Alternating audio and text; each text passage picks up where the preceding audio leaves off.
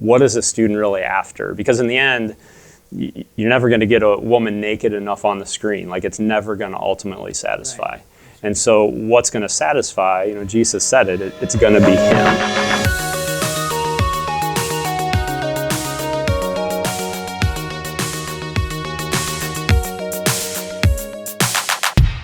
Welcome everybody to Parent Partners, ministry of CVCA. Glad to be together. My name is Jeff Bogue. I'm the senior pastor of Grace Church of Greater Akron.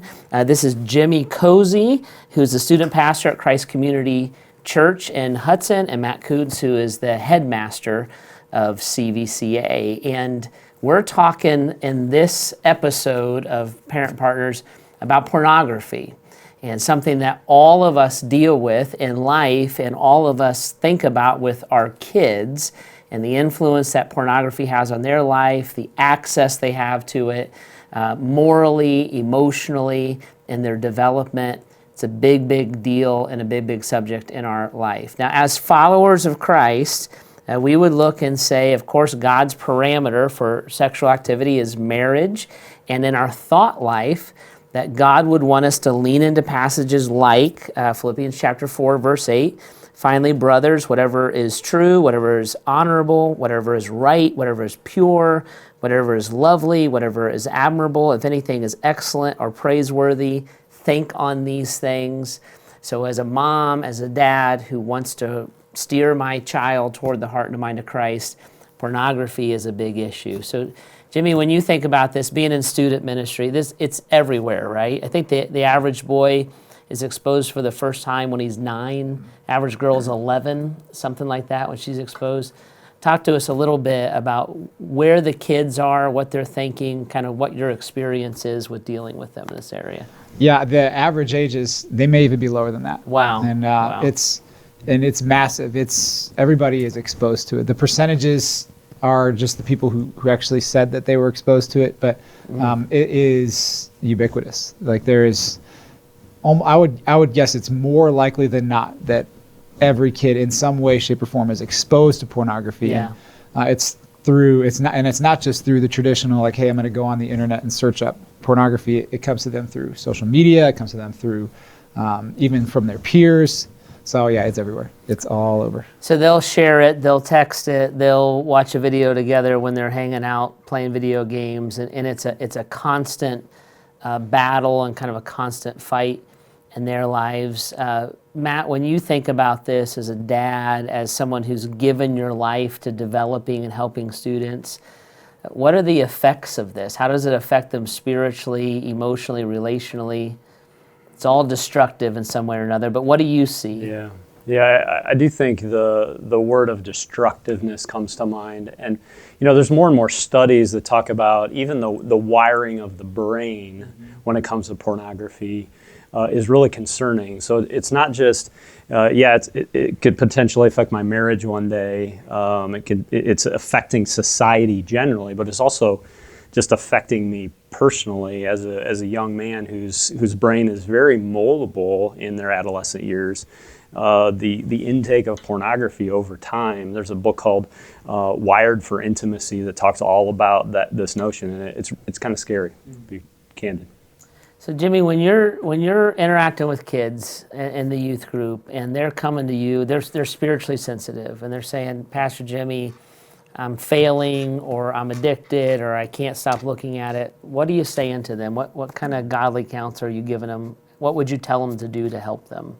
Well, I think, one of the first things is to, I think it's really important, a teenager throughout their life, when they are a teenager, is asking the question, am I normal at times? And so I think one of the most important things you can do is first of all, affirm them in what's healthy and what's good, that first of all, it's healthy and good to acknowledge sin and get it out in the open. Yep. Also, one of the things that happens with pornography particularly is when students are struggling with it, they feel dirty, and it almost always isolates. And so affirming that in them, that they are willing to drag that out in the open, is important. Also affirming that it's normal to be attracted to the opposite sex.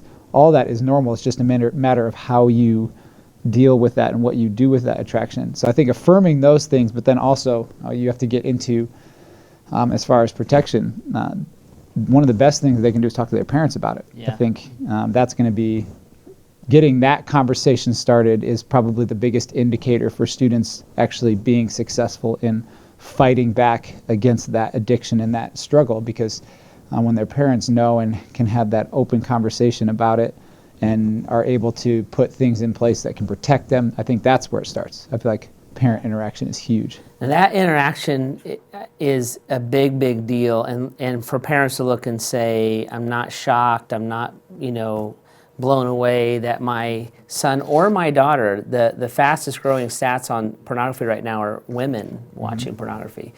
Look at my daughter not being blown away by that.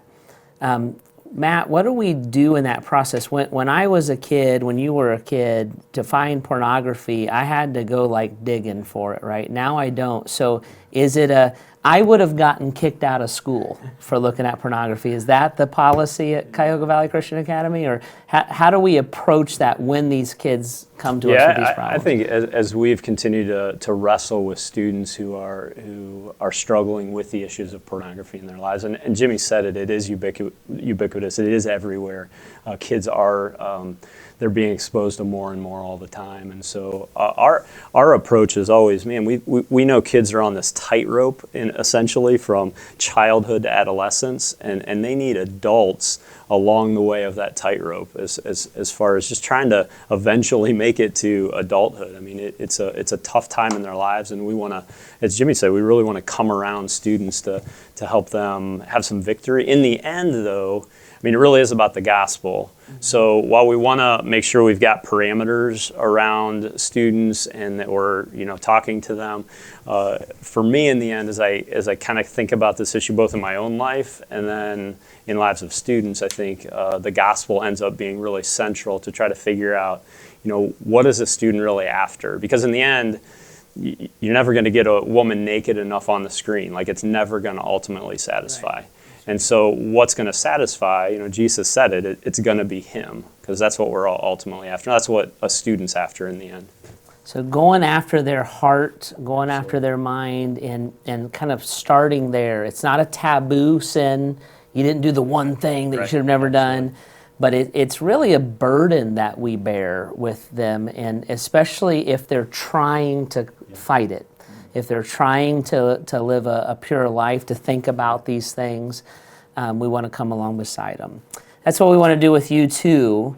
I know as a mom and a dad, these are scary things. And so we want you to know that the church community, the pastors in the area, and our school, CVCA, want to come along beside you.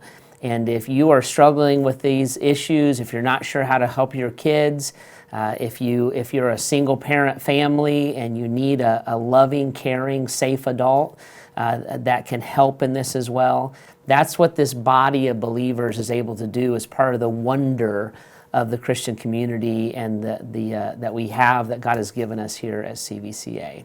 So contact us. Let us know how to serve and to help.